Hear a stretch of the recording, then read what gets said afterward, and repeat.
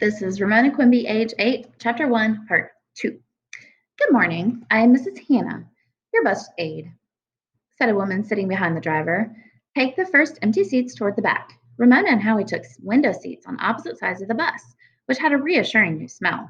Ramona always dreaded the people and fumes smell of the big city buses. Bye-bye, called Mrs. Kemp and Willa Jean, waving as if Ramona and Howie were going on a long, long journey. Bye-bye.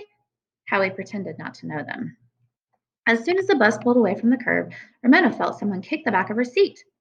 She turned and faced a sturdy boy wearing a baseball cap with the visor turned up and a white t-shirt with a long word printed across the front. She studied the word to see if she could find short words in it, as she had learned to do in second grade. Earth, quakes, earthquakes, some kind of team.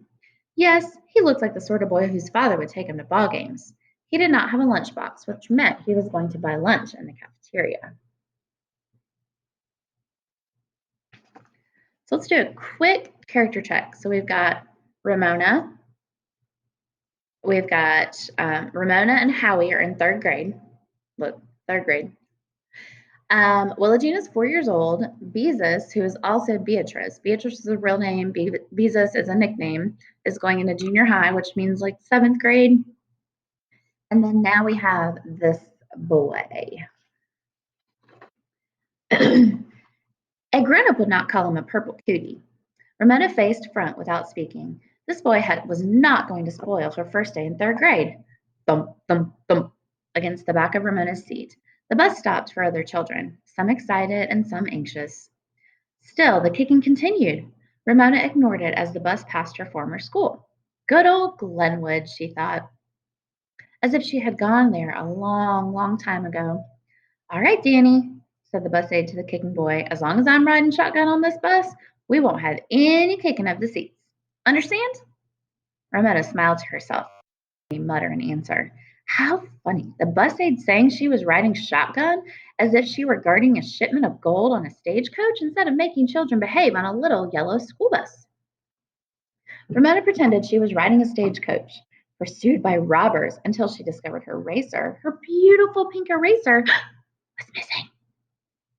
Did you see my eraser? Asked a second grade girl who had taken the seat beside her. The two searched the seat and the floor.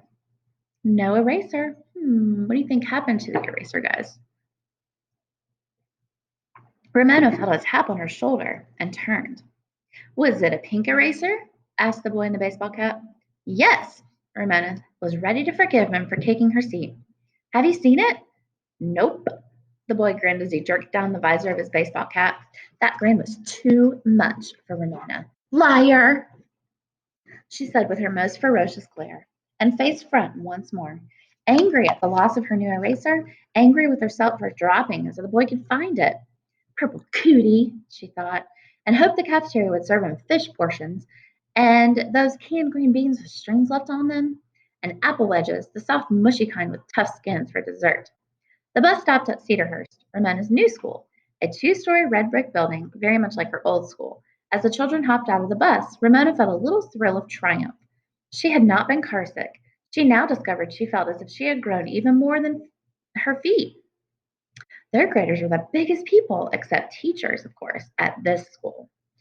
All the little first and second graders running around the playground, looking so young, made Ramona feel tall, grown up, and sort of, well, wise in the ways of the world. Danny shoved ahead of her. Catch! He yelled to another boy. Something small and pink flew through the air and into the second boy's cupped hands. The boy wound up as if he were pitching a baseball, and the eraser flew back to Danny. You give me back my eraser! Encumbered by her lunchbox, Ramona chased Danny, who ran, ducking and dodging among the first and second graders. When she was about to catch him, he tossed the eraser to the other boy. If her lunchbox had not banged against her knees, Ramona might have been able to grab him. Unfortunately, the bell rang first. Yard apes! Yelled Ramona, her name for the sort of boys who always got the best balls, who were always first in the playground, and who chased their soccer balls through other people's hopscotch games. She saw her pink eraser fly into Danny's hand. Yard apes! She yelled again, tears of anger in her eyes. Yucky yard apes! The boys, of course, paid no attention. Still fuming, Ramona entered her new school and climbed the stairs to find her assigned classroom, which she discovered looked out over roofs and treetops to Mount Hood in the distance. I wish it would erupt, she thought, because she felt like anger, like exploding with anger. Well, there's a simile. Ramona's new room was filled with excitement and confusion. She saw some people she had known at her old school. Others were strangers. Everyone was talking at once, shouting greetings to old friends, or looking over those who would soon become new rivals, or enemies, or friends. Ramona missed Howie, who had been assigned to another room. But wouldn't you know, that yard ape, Danny, was sitting at a desk, still wearing his baseball cap and tossing Ramona's new eraser from one hand to the other. Ramona was too frustrated to speak. She wanted to hit him. How dare he spoil her day? All right, you guys, quiet down, said the teacher.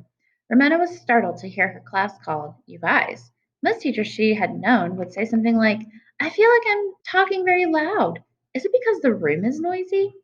She chose a chair at the table at the front of the room and studied her new teacher. A strong looking woman with short hair and a deep tan. Like my swimming teacher, thought Ramona.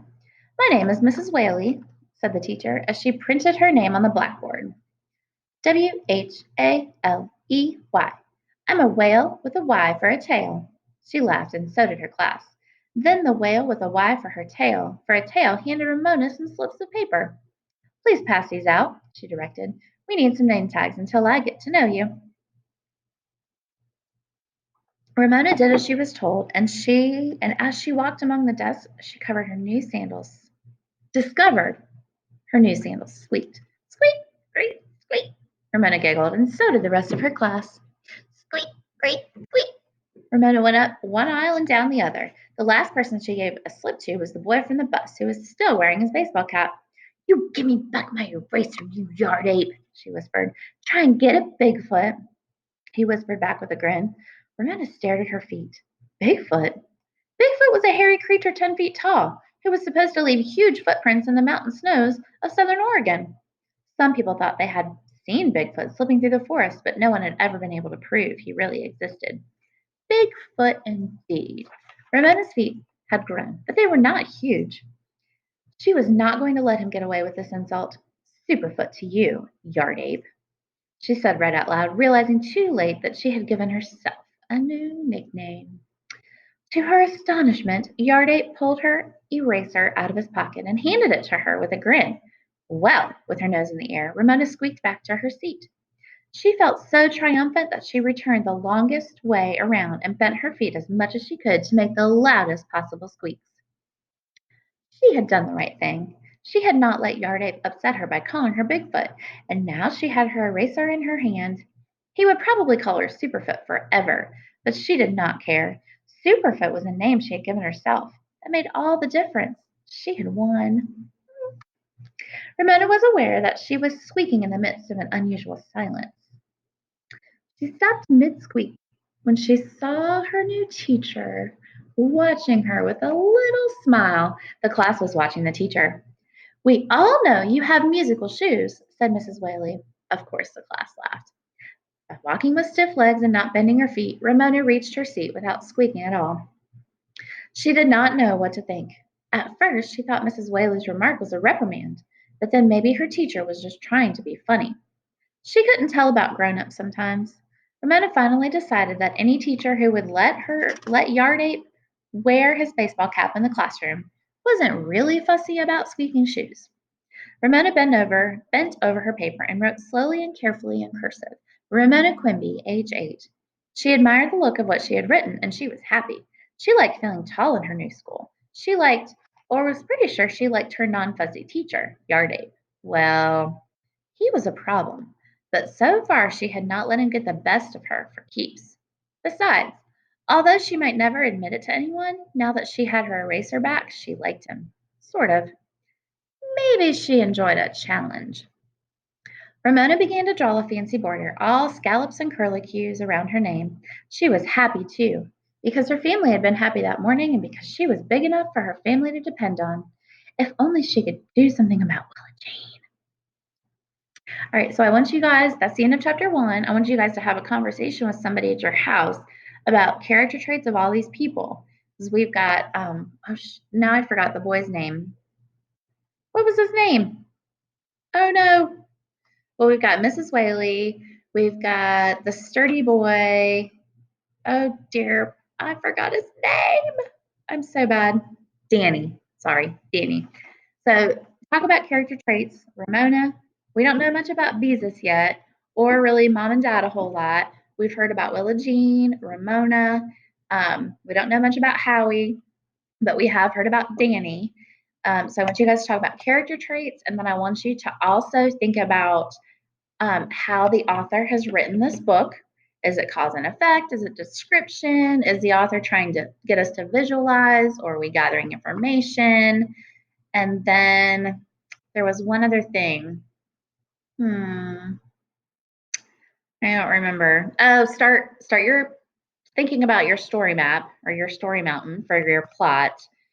Oh, I remembered what it was.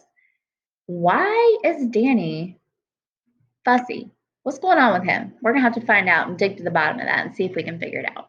Bye, guys.